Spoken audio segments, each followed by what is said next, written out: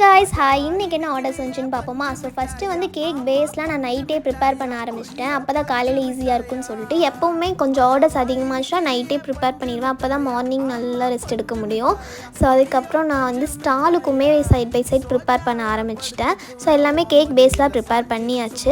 அதுக்கப்புறம் வந்துட்டு caramel syrup வந்து நான் ரெடி பண்ணியிருந்தேன். பட்டர்ஸ்காட்ச் கேக்கோட இருக்குது. ஸோ அதுவுமே ரெடி பண்ணி 1 kg பட்டர்ஸ்காட்ச் கேக்கும் ரெடி பண்ணியாச்சு. மேலே வந்து ரோஸ் டிசைன் போட்டுட்டு மேலே நட்ஸ் எல்லாமே கேக் மேலே ப்ளேஸ் பண்ணிட்டேன்.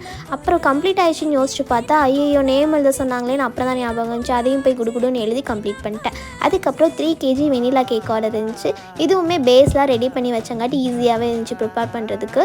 ஸோ நான் கலர் வந்து க்ரீன் மாதிரி கொடுத்துட்டு சிம்பிளாக ஒரு டிசைன் போட்டு நேம் எழுதி இந்த கேக் ஆர்டருமே கம்ப்ளீட் பண்ணிட்டேன். இதுக்கப்புறம் நம்ம ஃபேவரட் தாங்க 1 kg ரசமலாய் கேக் ஆர்டர் இருந்துச்சு. ஸோ இதுவுமே ரெடி பண்ணி இன்றைக்கான ஆர்டர்ஸை கம்ப்ளீட் பண்ணியாச்சு. டாடா.